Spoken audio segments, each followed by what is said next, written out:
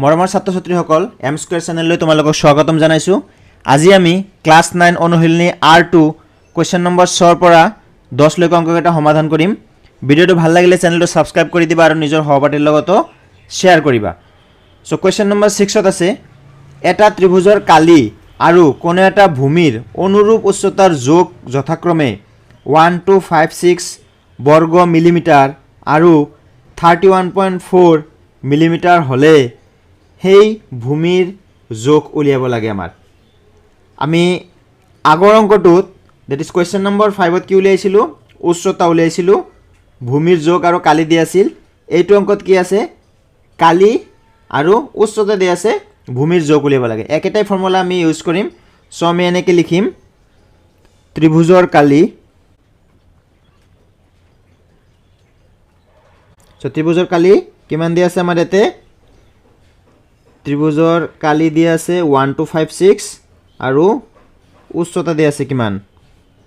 31.4। So ত্ৰিভুজৰ কালি কিমান দি আছে 1256 বৰ্গ মিলিমিটাৰ তাৰ মানে মিলিমিটাৰ স্কয়াৰ। সো ত্ৰিভুজৰ কালি ফৰ্মুলা আমি কি জানো হাফ ইনটু ভূমি ইনটু উচ্চতা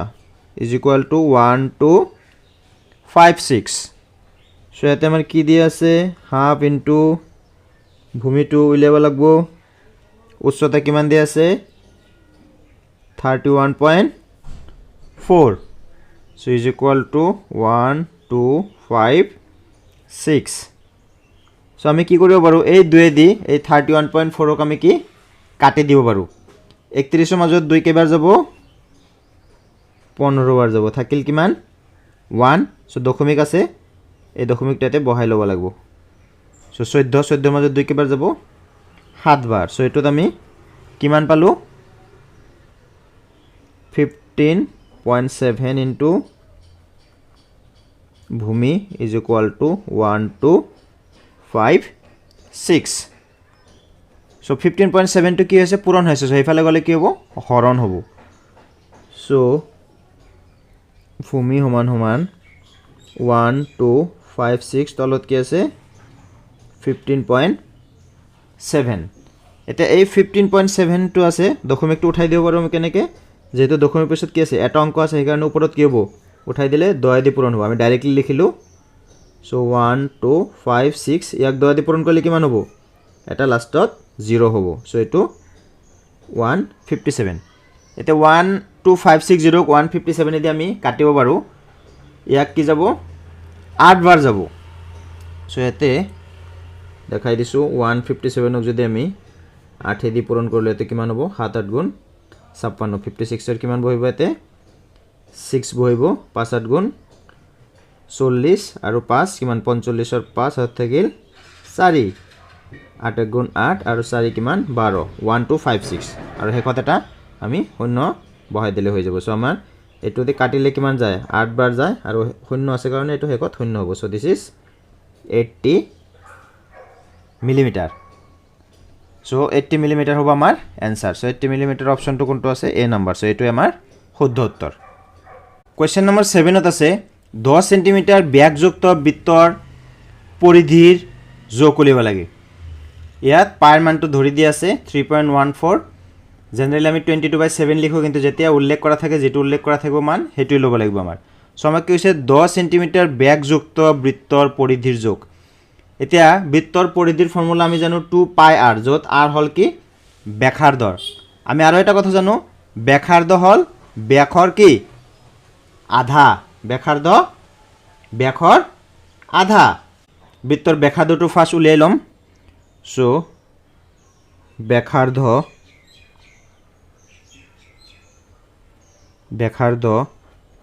আর ব্যাসার্ধ মানে কি আর বুলি কও আমি ইংরেজিত রেডিয়াস ইকুয়াল টু কি দি আছে আমার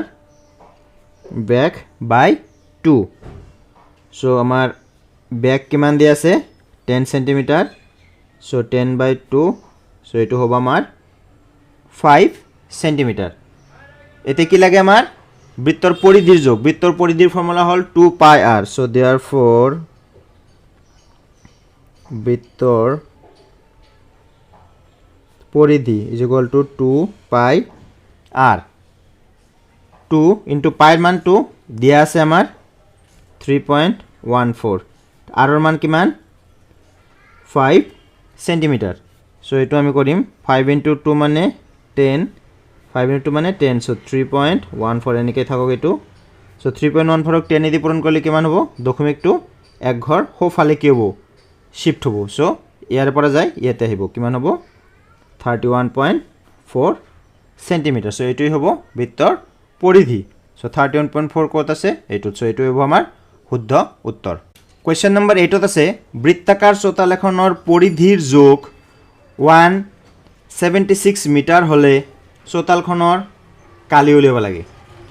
যে বৃত্তাকাৰ চোতাল এটা আছে তাৰ পৰিধি মানে যেটো বৃত্তৰ ঘেৰটো হেতু আমি আটাইকেইটা বস্তুৰ ক্ষেত্ৰত পৰিসীমা বুলি কওঁ কিন্তু বৃত্তৰ ক্ষেত্ৰত কি কওঁ পৰিধি কওঁ পৰিধিটো কিমান দিয়া আছে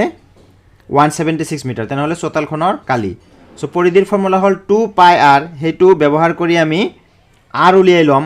আৰু তাৰে পৰা আমি চোতালখনৰ কালি পাই r স্কয়াৰত বহাই দিলে ওলাই যাব সো আমি এনেকৈ লিখিম বৃত্তৰ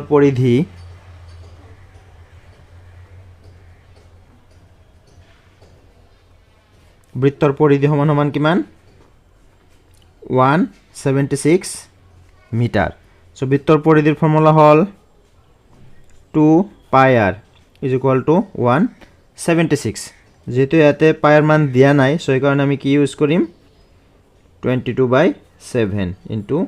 r is equal to 176 so এটুত কি হ'ব so r is equal to 176 ওপৰত থাকক তলত কি আছে ওপৰত কি আছে ইয়াতে 22 দুগুণ 44 এটো ওপৰত আছে এটো হেইফালে গলে কিমান হ'ব তলত যাব আৰু 7 টো তলত আছিল এই কাৰণে হেইফালে গলে কি হ'ব ওপৰত যাব এতিয়া আমি যদি 176 ক 44 ৰে কাটি দিও কিমান বাৰ যাব 4 বাৰ যায় এটো 4 4 গুণ 16 6 হাত থাকিল 1 4 4 গুণ 16 আর 1 কিমান 17 সো 4 7 গুণ 28 মিটাৰ হ'ব কি r সো এই যেটো আমাৰ পৰিধিৰ যোগ দিছিল পৰিধিৰ যোগৰ পৰা আমি কি ৰেডিয়াসটো উলালো ব্যাসাৰ্ধ উলালো সো এতিয়া ব্যাসাৰ্ধ উলিয়াৰ লগে লগে আমি চোতালখনৰ কালি ইজিলি উলিয়াব পাৰিম কাৰণ চোতালখনৰ কালিৰ ফৰ্মুলা হ'ল পাই r square so therefore চোতালখনৰ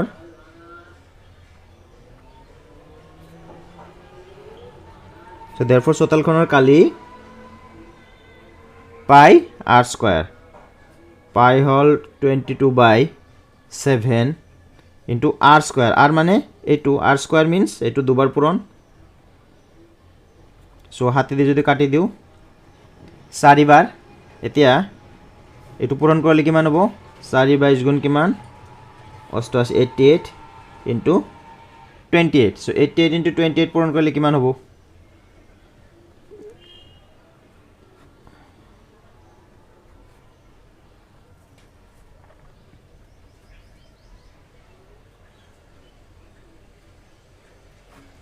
to 4 to 6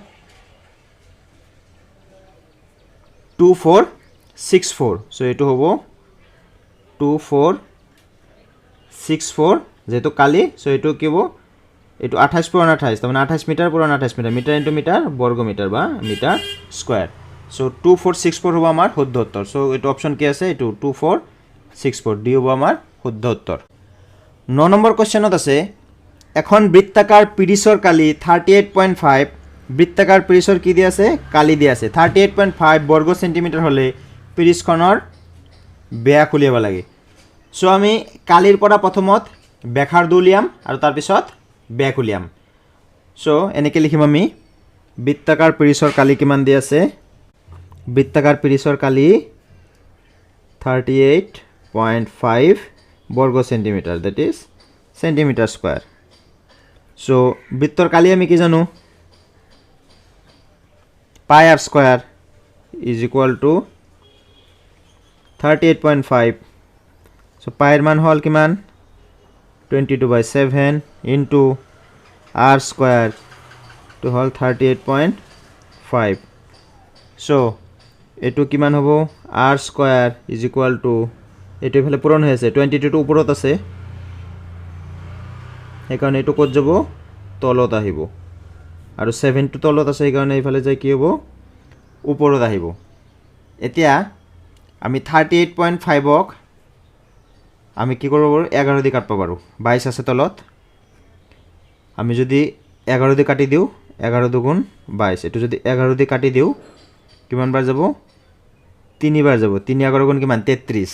38 পৰা 33 বাদ দিলে থাকিল কিমান 5 যেতে এতে দশমিক আছে সো দশমিকটো এতে প্ৰথমত বহাই ল'ব লাগিব সো 55 হ'ল 38 পৰা কিমান বাদ দিলো আমি 33 তেনেহলে 5 থাকিল 5 আৰু 5 55 55 পৰা 55 11 দি কাটিলে কিমান বাৰ যাব 5 বাৰ সো এটো হ'ল 3.5 so r square is equal two এটু পূরণ করলে কিমান হ'ব 5 7 গুণ 35 এর 5 হাতে থাকিল 3 3 7 গুণ 21 আর 3 24 দশমিক কে ঘর পিছত আছিল এক ঘর সো 24.5/2 এই 24.5/2 2 দি হরণ করলে কিমান বার যাব 12.25 এটা আমি হরণ নকৰাকে কৰিব পাৰো 24 আছে 24ক 2 দি হরণ করলে কিমান 12 5ক 2 দি হরণ করলে এতে 5 মানে কি 24.5 মানে এনেকে ভাবা 24 টাকা 50 পয়সা তাক 2 দি হরণ করলে কিমান হ'ব আধা হ'ব 24 টাকা 50 পয়সা আধা কিমান 12 টাকা 25 পয়সা এনেকে ভাবিব পাৰা সো 12.25 এটো আমাৰ কি r স্কয়াৰ আমাৰ কি উলিয়াব লাগে r উলিয়াব লাগে তেনেহলে r কি হ'ব r হ'ব স্কয়ার রুট অফ 12.25 ইয়াৰ বৰ্গমূল উলিয়াব লাগিব ইয়াৰ বৰ্গমূলটো আমি কেনেকৈ উলিয়াম ক্লাস 8ত বহুত শিকিছো আমি সো হৰণ পদ্ধতিত আমি ইয়াৰ বৰ্গমূলটো উলিয়াম সো ইয়াৰ কাৰণে কি কৰিব লাগিব এনেকে জোৰা পাতি ললো মই সংক্ষেপে কৰি দিম কাৰণ এটো লেয়াৰ ডিটেইলছ আলোচনা নকৰো তোমালৈ ক্লাস 8ত পঢ়িছা আৰু 9 ৰ আৰম্ভণিতে কোৱেশ্চন নম্বৰ 1 ত আমি এইবোৰ আলোচনা কৰিছো সো আমি 3 দিব পাৰো 3 গুণ 9 থাকিব কিমান 3 সো এই 3 টো এতে প্লাস কৰিব লাগিব কিমান এটো হ'ব 6 আৰু তাৰ পিছত কি এই দুটা কাটি আনবা লাগব দশমিক দি কিমান 25 সো এটো যাব আমাৰ 5 বার 5 5 গুণ 5 5 হাতত থাকিল 2 5 6 গুণ 30 আর 2 32 সো আমি কি পালো স্কয়ার রুট অফ 12.25 মানে 3.5 so is equal two 3.5 centimetre so এইখিনি তথ্যৰ পৰা আমি কি r টু কি পালো 3.5 সেন্টিমিটাৰ কিন্তু আমাৰ কোৱেশ্চনত কি বিচাৰিছে ব্যাস আমি কি জানো ব্যাস হল ব্যাসাৰ্ধৰ ডাবল দুগুণ সো আমি লিখি দিম therefore ব্যাস is equal to 2r double है ना 2 into 3.5 এটো পূরণ করলে কিমান হ'ব এক ঘর পিছত দশমিক আছে that is 7 সেন্টিমিটার 7 কত আছে আমার 7 হল এইটো সো সি হল আমার শুদ্ধ উত্তৰ কোৱেশ্চন নম্বৰ 10 ত আছে এখন কাহিৰ কালি 616 বৰ্গ সেন্টিমিটাৰ হলে কাহিখনৰ পৰিসীমা কাহি কেনেকুৱা থাকে কাহিটো কি থাকে বৃত্তাকাৰ থাকে মানে বৃত্তাকাৰ এখন কাহিৰ কালি 616 বৰ্গ সেন্টিমিটাৰ হলে কাহিখনৰ কি লাগে পৰিসীমা লাগে বা পৰিধি ইয়াতে সো এটো মানে কি লিখিম বৃত্তাকাৰ কাহিৰ কালি কিমান দি আছে 616 বৰ্গ centimetre that is centimetre square so যেহেতু বৃত্তাকাৰ সো বৃত্তৰ কালি কিমান পাই r square so is equal two 616 এটা পাইৰ মান কিমান 22/7 into r square is equal to 616 so r square উলিয়াব লাগে আমাৰ so r square হল এটো 616 22 ওপৰত আছে ইফালে গলে কি হ'ব তলত যাব 7 টো তলত আছিল ওপৰত যাব আমি কি এটুক প্ৰথমত 11 দি কাটি দিও 11 দি কাটি দিলে কিমান বাৰ যাব দুবাৰ যাব 11 দি কাটি দিলে 5 টাইম যাব 5 11 কিমান 55 55 হয় না তেনেহ'লে 61ৰ পৰা 55 বাদ দিলে কিমান থাকে 6 আৰু 6 66 তেনেহ'লে 66 11 দি কিমান বাৰ যাব 6 বাৰ যাব এইটো হ'ব 56 আকৌ 2 দি আকৌ কাটিব পাৰি 2 দি কাটিলে কিমান বাৰ যাব 28 বাৰ সো 28 into 7 পূৰণ কৰিলে কিমান হ'ব 196 সো r স্কয়াৰ পালো এবাৰ আমি কি r উলিয়াম সো r ইকুয়াল টু তেনেহ'লে কি হ'ব স্কয়ার রুট অফ 196 আমি জানো 196 এর স্কয়ার রুট উলালে কি পাও আমি 14 সেন্টিমিটার সো আমার কি লাগে देयरफॉर কাহিখনৰ পৰিসীমা যেহেতু এটো বৃত্তাকাৰ আমি জেনাৰেলি পৰিধি কও বা ইয়াতে পৰিসীমা কইছে আমি পৰিসীমা বলি লিখিলো অসুবিধা নাই সো देयरफॉर পৰিসীমা বৃত্তৰ পরিসীমা কি জানো আমি 2 পাই r সো 2 into পাই এর মান কিমান 22/7 into r এর মান কিমান এই মাত্র উলিয়ালো দ্যাট ইজ 14 সো এটো আমি হাতে দি কাটি দিব পাৰো দুবার যাব পূরণ যদি করো 2 2 4 4 22 গুণ কিমান 88 কি হবো সেন্টিমিটার সো 88 সেন্টিমিটার হবো কি কাহিখনৰ পৰিসীমা সো 88 কত আছে option C so this is our answer মৰমৰ ছাত্ৰ ছাত্ৰীসকল ভিডিওটো ভাল লাগিলে চেনেলটো সাবস্ক্ৰাইব কৰিবা আৰু নিজৰ সহপাঠীৰ লগতো শেয়াৰ কৰিবা বেল আইকনটো টিপি দিবা যাতে নতুন ভিডিও আপলোড হলে তোমালোকে নোটিফিকেশন পাই যোৱা